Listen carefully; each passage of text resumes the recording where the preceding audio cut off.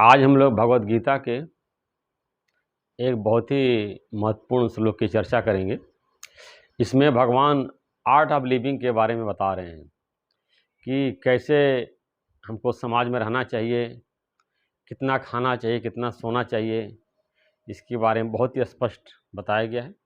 अगर आप लोग इसको सुनेंगे, समझेंगे, तो आपको सही आर्ट ऑफ लिविंग की जानकारी होगी।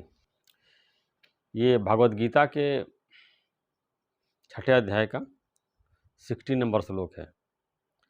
हे अर्जुन, यह योग न तो बहुत खाने वाले का, न बिल्कुल न खाने वाले का, न बहुत सहन करने के स्वभाव वाले का, और न सदा जागने वाले का ही सिद्ध होता है।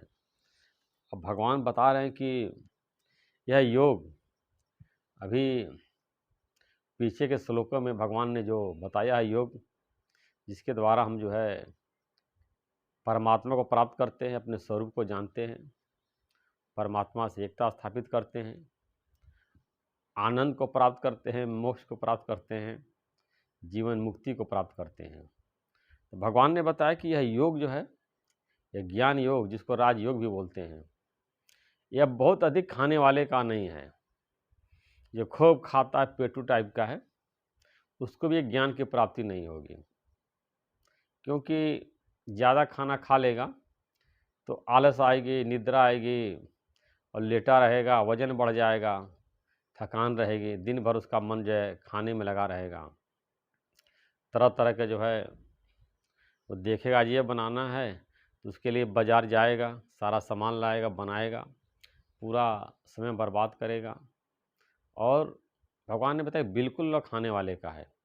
ऐसा नहीं कि खाने नहीं खाता, खूब डाइटिंग कर रहा है, अपना पूरा शरीर सुखाया जा रहा, हड्डी भी गला रहा है, फैट भी गला रहा है, पूरा शरीर गला रहा है, तो उसके लिए भी ये नहीं है, क्योंकि उससे भी पूरी थकान, कमजोरी, अनिद्रा और बेचैनी रहेगी, तो वो भी इस ज्ञान का अभ्यास नहीं कर सकता है। तो भगवान ने बताया कि बहुत ज़्यादा नहीं खाना है खाना, अब बिल्कुल भी नहीं खाना, खाना छोड़ देना है। एक हल्का और सात्विक आहार लेना है, जिससे कि आप एक्टिव रूप से दिन भर आप कार्य कर सकें। और बताया कि न बहुत सहन करने वाले स्वभाव का, 10-10, 12-12 घंटा सो रहे हैं, रात को 10 बजे सो गए, सुबह 10 बजे उठ रहे हैं, या 9 बजे उठ रहे हैं, 8 बजे उठ रहे हैं, या 3 घंटा सो रहे हैं, 2 ही घंटा सो रहे हैं, 4 घंटा सो रहे हैं, 5 ही घंटा सो रहे हैं। अरे कभी कभार काम अगर आपके पास ज़्यादा है, सोने के समय कम मिल रहा है, तो चलिए 3 घंटा, 4 घंटा, 2 घंटा सो लिया, लेकिन पर्याप्त समय है और फालतू में जगह पड़े हैं, टीवी देख रहे हैं, फालतू पुस्तकें पढ़ रहे हैं, जिसका कोई मतलब नहीं है। इसको बोलते हैं शास्त्र वासना, कि अभी भी किताब पढ़नी है, अभी भी किताब पढ़नी है, अभी भी जानना है, अभी भी जानना है। जानने का कोई अंत नहीं है। कल ज़रूरी चीज़ जो आवश्यक चीज़ है, उसको जान लीजिए। सब में एक ही बात लिखी है, जितने किताब पढ़िए सब में घुमा फिरा कर एक ही बात लिखी है। अब ये इतने लोग हुए हैं, सब ने कुछ न कुछ लिख दिया है। हमने तो देखा है कि वेदांत ग्रंथों में, हिंदू धर्म ग्रंथों में, सब में एक ही बात लिखी है, ज्ञान की बात सब में एक ही है। सारे ऋषियों की जो उनकी जीवन वृत्तांत है, अलग हो सकता है, कैसे उन्होंने ज्ञान प्राप्त किया, कैसे उन्होंने ज्ञान फैलाया, ये अलग हो सकता है, लेकिन जो आत्मा परमात्मा ज्ञान सब में एक ही है। इस प्रकार आपके अंदर शास्त्र वासना नहीं होनी चाहिए। रात भर जाग करके 3 घंटा, 4 घंटा, 5 घंटा सो रहे हैं और पढ़ने में लगे हुए हैं, तो आपको जिससे आपके शरीर की थकान मिट जाए, उतना आप सोइए। 6-7 घंटे जो बताया गया है, मैक्सिमम 8 घंटा। तो ये नहीं कि खूब ज़्यादा सो रहे हैं, 12-12 घंटा सो रहे हैं, 10-12 घंटा सो रहे हैं, या फिर बिल्कुल 3-4 घंटा सो रहे हैं, दोनों गलत है।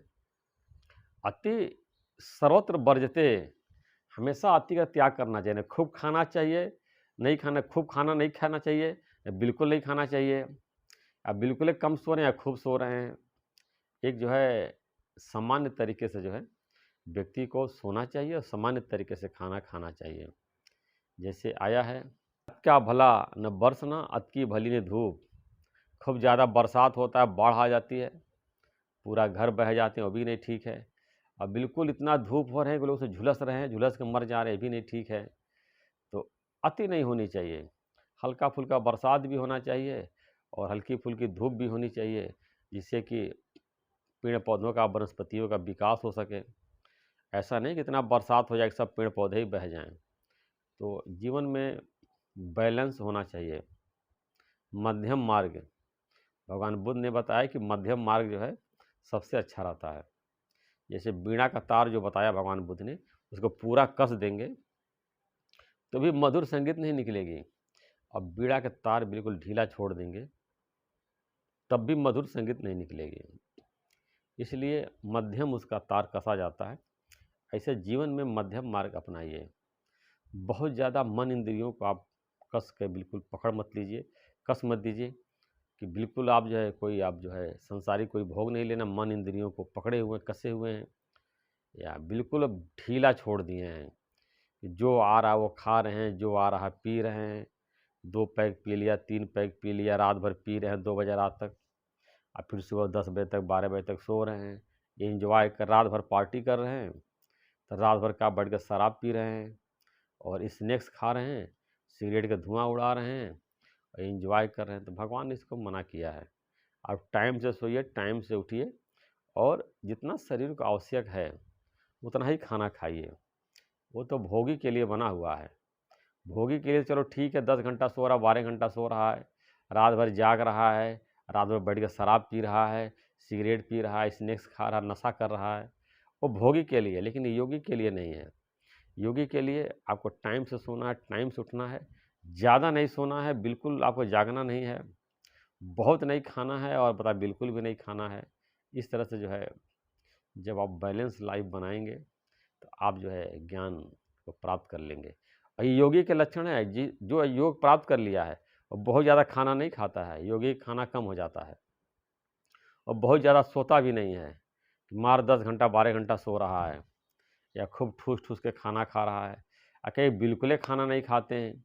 बहुत से हमको सुनने में आया है कि कोई 35 साल से खाना ही नहीं खाया है या किसी ने सोया ही नहीं है, हमेशा जगे हुए हैं। इस तरह के किसी में कोई हार्मोनल डिसबैलेंसेज होता है जिसकी वजह से किसी को नींद नहीं आ रही है, या कोई बिना खाना खाए यही रह लेता है, या इस तरह से अपना अभ्यास कर लिया है उसकी वजह से ऐसा हो जाता है। लेकिन भगवद गीता में इसको सही नहीं बताया गया है। यथा युक्त आहार विहार, मतलब आप जो ज़रूरत उतना खाना खाइए, उतना आप विहार करिए, आइए जाइए जीवन का आनंद उठाइए। अगर आप जो है इतना छोटा सा पेट है उसमें पूरा ठूस लेंगे तो कितनी बेचैनी होती है, कितनी उलझन होती है। 3-4 घंटे तक जो है वो आदमी का काम करने का मन नहीं करता, ऐसे लेटा रहता है। आप बिल्कुल डाइटिंग करते हैं तो वो भी गड़बड़ है। इस तरह से हम अपने जीवन में जब भगवान की बातों का अपने जीवन अप्लाई करेंगे, चलने की कोशिश करेंगे, तो योग की प्राप्ति हो जाएगी। चलो हम योग प्राप्त नहीं भी करना चाहते हैं तो हमारा एक स्वस्थ और खुशहाल जीवन हो जाएगा। चलिए आपको मोक्ष नहीं चाहिए, बार बार इस मृत्यु लोक में पैदा होना चाहते हैं और मृत्यु को प्राप्त होना चाहते हैं, लेकिन अगर ज्ञान सुन करके आप जीवन में अपना रहे हैं, थोड़ा बहुत भी चलने की कोशिश कर रहे हैं, तो आपको मानसिक शांति मिलेगी। जो आपके फालतू के विचार जो आपके अंदर उलझन पैदा किए हुए हैं, जो आपको दुखी कर दे रहे हैं, जो आपको परेशान कर रहे हैं, उनसे आपको मुक्ति मिल जाएगी और जो है एक आनंदमय आपका जीवन हो जाएगा। बिल्कुल आपका जीवन कंट्रोल में नहीं है। अच्छी चीज़ खाने को मिल जाती है तो खाते चले जाते हैं, ये नहीं देखते हैं कि इसका रिजल्ट क्या होगा। ये खाना जो हमारे पेट में जाएगा वो क्या उसका परिणाम उसका होगा ये हमको पता नहीं है। एक दिन तो चलो ठीक है, लेकिन रोज़-रोज़ का वही अगर हम ज़्यादा खाने का बनाएंगे तो हमको उसका खमियाजा भुगतना पड़ेगा। अक्सर देखिए कि ज़्यादातर लोग जो है ओवर ईटिंग के शिकार हैं। खूब खाना खाते हैं, ओवर वेट उनका है और ओवर वेट की वजह से उनको डायबिटीज़ बढ़ गई है, कोलेस्ट्रॉल बढ़ गया है, फैटी लीवर हो गया है और पता नहीं ब्लड प्रेशर ही बढ़ा, कितनी-कितनी बीमारियां हैं। और अगर आपका 10 किलो वज़न बढ़ जाए, 15 किलो, तो एक टेंशन हो जाता है। तो जो बीमारी न होना हो वो भी हो जाएगा, डायबिटीज़ हो जाएगा। अरे मेरा तो 15 किलो वज़न बढ़ा हुआ है, मेरा 10 किलो बढ़ा हुआ है। एक टेंशन में एक बार वज़न बढ़ जाता है उसको कम करना बहुत ही मुश्किल होता है, बहुत कठिन परिश्रम के बाद ही वो कम होता है। आप बढ़ने क्यों दे रहे हैं? अपने स्वास्थ्य को खराब क्यों होने दे रहे हैं? शुरुआत में ही आप उसको कंट्रोल में रखें। आजकल हमने देखा जो नौजवान लड़के काफ़ी समझदार हैं, वो खाना नहीं खाते हैं। एक लिमिट में ही खाना खाते हैं कि जिससे कि उनका फ़िटनेस ख़राब ना हो। ऐसा मत समझिए कि आपके पास बहुत खाने की चीज़ है, तो आपके लिए बहुत कोई आप ज़्यादा खा रहे हैं या खाने की बहुत चीज़ है, तो आपके लिए कोई बहुत वो अच्छी चीज़ आप ज़्यादा नहीं खा सकते हैं। वही 2 रोटी और थोड़ा-सा चावल-दाल उतना ही खा पाएँगे। उससे ज़्यादा खाना खाएँगे, तो आपका ही अपना जो शरीर है वो ख़राब होगा और जो 100 साल की आयु है, वो घट कर के 50, 60, 70 तक सिमट जाएगी। तो पता चले कि जो अन्न आपको 100 साल तक खाना है, उस अन्न को आप 50-60 साल के अंदर ही खा जाएँगे, तो आपकी फिर आपने लाइफ़ कम कर दिया।